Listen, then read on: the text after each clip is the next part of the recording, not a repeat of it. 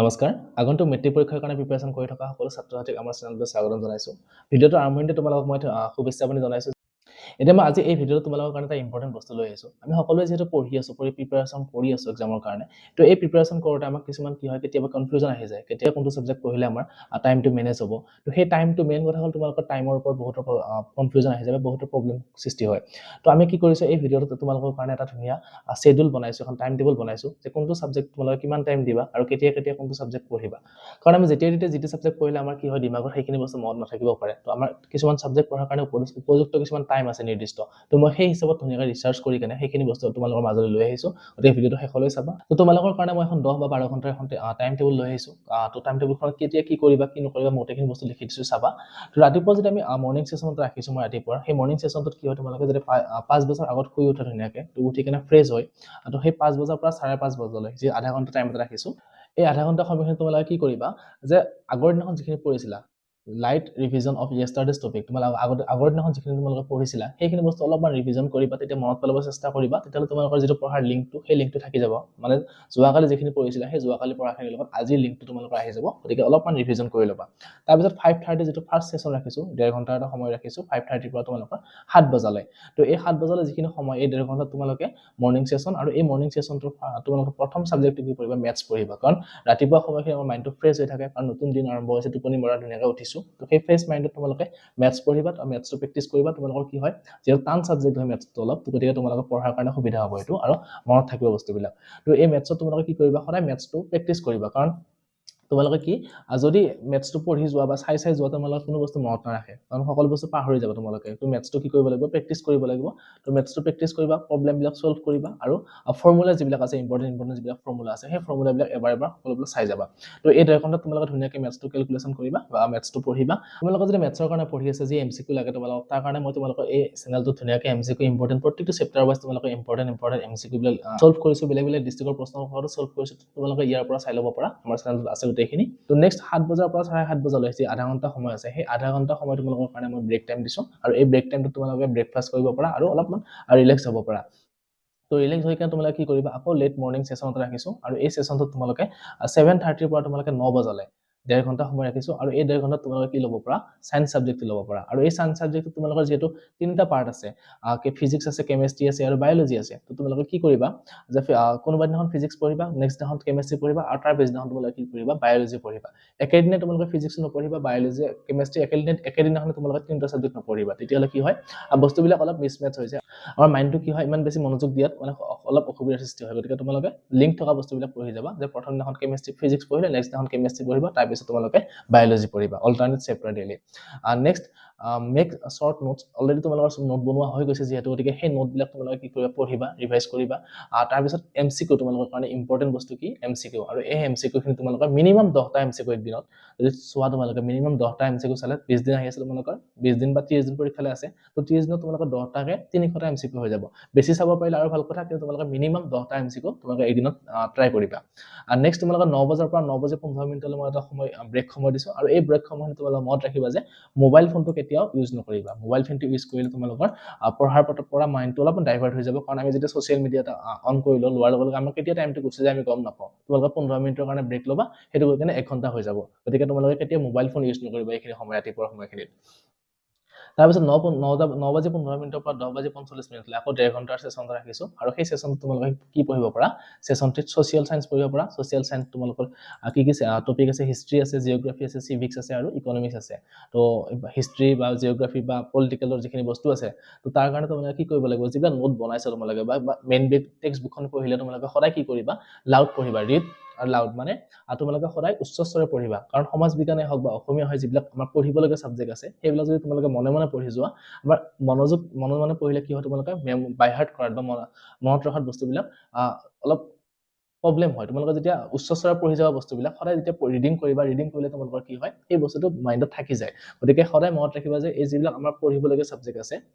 সেইবিলাক সদায় তোমালোকে কি কৰিবা উচ্চ স্তৰে পঢ়িবা তো ইয়াত তোমালোকে সোশ্যাল সায়েন্সত কি মনত ৰাখিবা যে লাৰ্ণ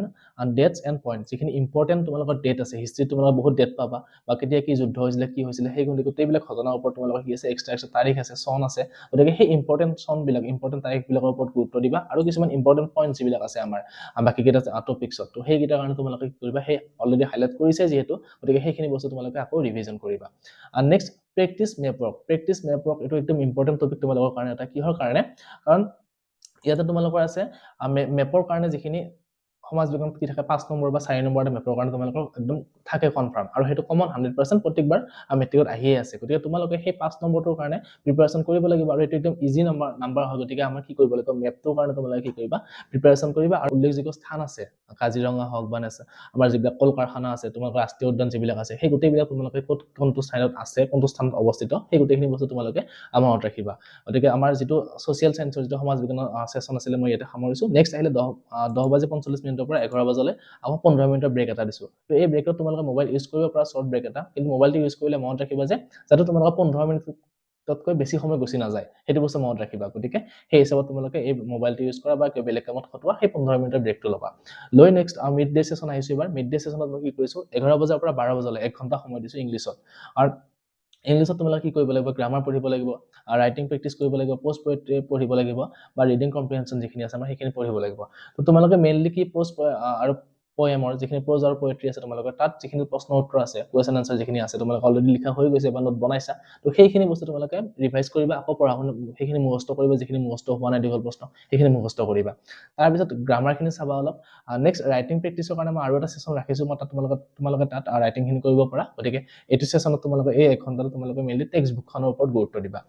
নেক্সট 12 বজাৰ পৰা 1 বজালৈ 1 ঘণ্টা সময় তোমালোকক ব্ৰেক দিছো আৰু এই 1 ঘণ্টা সময় তোমালোকে লাঞ্চ কৰা বা গা ধোৱা যিখিনি কাম আছে তোমালোকে কৰিব পাৰা তোমালোকে এই সময়খিনি মই যিটো হিচাপত বান্ধি দিছো যে এনেকৈ পঢ়িব লাগিব তেনেকুৱা নহয় তোমালোকে জাস্ট এনেকুৱা সেশন কেইটা টাইমটো অলপ আগপিছ কৰি কেনে মিলাই ল'ব পাৰা নিজৰ সুবিধাৰ হয় কিন্তু সময়খিনি যে 1.5 ঘণ্টা বা 1 ঘণ্টা যিখিনি সময় দিব লাগিব সেইখিনি সময় কিন্তু তোমালোকে কম্প্ৰমাইজ নকৰিবা সেইখিনি তেনেকৈ হিচাপত ৰাখি থবা নেক্সট আফটাৰনুন সেশন আহিলে মানে লাঞ্চ কৰাৰ পিছৰ যিটো সেশন তাত আমি কি কৰিব পাৰো এছামিজ যিটো আমাৰ লাইট সাবজেক্ট যিকেইটা আছে আমাৰ এছামিজ বা যিটো আমাৰ এমআইএল সাবজেক্ট মই এটা অবলিক হিন্দী দিছো কিছুমানে হিন্দী আছে এছামিজ আছে কিছুমানে অল্টাৰনেট ইংলিছ আছে কিছুমানে বড়ো আছে তো সেই হিচাপত তোমালোকে কি কৰিবা এই এমআইএল সাবজেক্টটো যিটো আছে আমাৰ সেইটো পঢ়িবা লাঞ্চৰ পিছত আৰু তাত তোমালোকে কি কৰিবা গ্ৰামাৰ চাব পৰা এছে চাব পৰা সামাৰি ৰাইটিং বা লং কুৱেশ্চন যিবিলাক আছে সেই গোটেইখিনি বস্তু তোমালোকে কভাৰ কৰিবা 1 ঘণ্টা তোমালোকৰ ধুনীয়াকৈ হৈ যাব ইংলিছ আৰু অসমীয়াৰ কাৰণে মই জাস্ট 1 ঘণ্টা সময় দিছো নেক্সট তোমালোকে 2 বজাৰ পৰা 2 বজাৰ 15 মিনিটলৈ আকৌ এটা শৰ্ট ব্ৰেক এটা লৈ লোৱা কাৰণ মই প্ৰত্যেকটো সেশনৰ পিছতে তোমালোকে এটা ব্ৰেক দিছো 15 মিনিটৰ তো সেইটো বস্তু তোমালোকে মাইন্ড কৰিবা নেক্সট 2:15 পৰা 3:45 লৈ 1.5 ঘণ্টা সময় লৈছো এবাৰ ইলেক্টিভ সাবজেক্ট ইয়াতে তো ইলেক্টিভ সাবজেক্ট মই 1.5 ঘণ্টা সময় কিহৰ কাৰণে লৈছো কিছুমানে এডভান্স মেথমেটিক্স আছে তো সেইখিনি কাৰণে যেহেতু আমাক সময় বেছিকৈ লাগিব গতিকে সেই এডভান্স মেথমেটিক্সৰ কাৰণে তোমালোকে কি কৰিছো মই 1.5 ঘণ্টা সময় ৰাখিছো আৰু যিখিনি আমাৰ ইজি সাবজেক্ট লৈছে কিছুমানে যিখিনি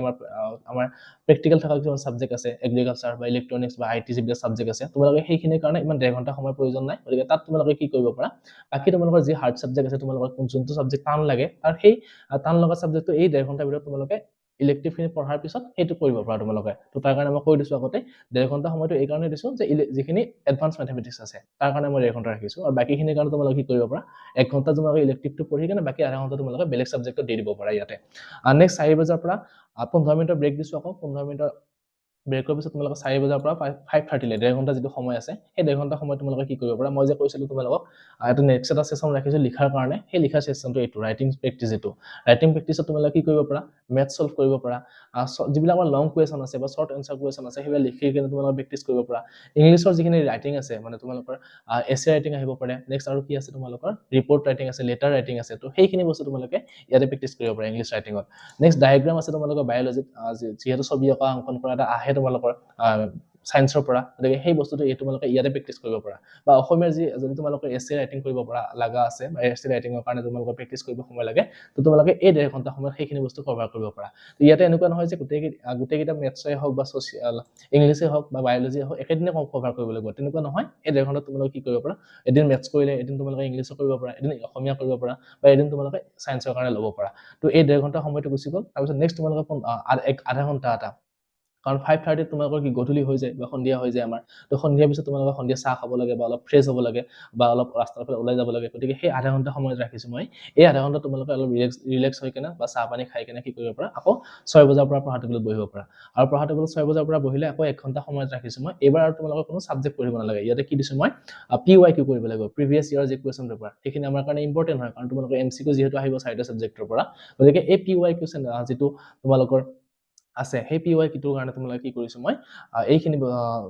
কুৱেশ্যন পেপাৰ যিখিনি সলভ কৰিব লাগে প্ৰত্যেকটো সাবজেক্ট কাৰণে তোমালোকে সলভ কৰিব পাৰা ইয়াতে বা তোমালোকৰ যিখিনি মিস্টেক থাকি গ'ল তো সেই মিস্টেক বিলাক আগৰ দিনাখন যিখিনি মিস্টেক আছিল সেইখিনি তোমালোকে ইয়াতে চেক কৰিব পাৰা যে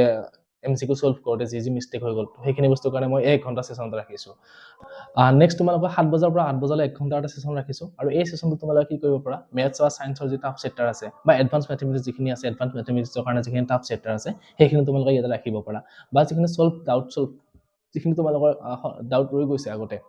সেইখিনি বস্তু তোমালোকে ইয়াতে কি কৰিব পাৰা এই সেশনটো ৰাখিব পাৰা বা ৰিলাৰ্ন ওয়াৰ্ক টপিকস যিখিনি তোমালোকৰ ইম্পৰ্টেন্ট টপিক আছে সোশ্যাল সায়েন্সৰে হওক বা সায়েন্সৰে হওক বা যিকোনো সাবজেক্টৰ সেইখিনি বস্তু তোমালোকে ইয়াতে অলপমান ৰিভাইজ কৰিব পাৰা এই 1 ঘণ্টা সময়ৰ ভিতৰত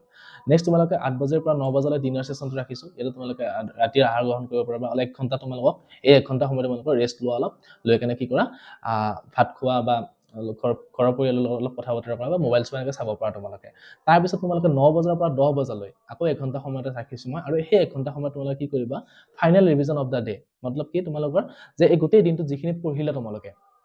বা সেই গোটেই দিনটো যিখিনি তোমালোকে প্ৰত্যেকটো সাবজেক্টৰ যিখিনি ইম্পৰ্টেন্ট বস্তু নতুনকৈ শিকিলা বা আগতে শিকিছিলা সেইখিনি বস্তু কি কৰিব পাৰা ইয়াতে ফাইনেল ৰিভিজন এটা দিব পাৰা কাৰণ দিনটোৰ যিখিনি পঢ়িলা তোমালোকে সেইখিনি বস্তু যদি আকৌ ৰিভাইজ কৰা তেনেহলে কি হয় আকৌ বস্তুখিনি নতুন হৈ আহিব আৰু তোমালোকৰ মাইন্ডত আৰু ভালকে থাকি যাব গোটেইখিনি বস্তু গতিকে তোমালোকে কি কৰিবা এটা ফাইনেল ডে এটা ৰিভিজন প্ৰত্যেক দিনাখনে দিবা হোৱাৰ আগতে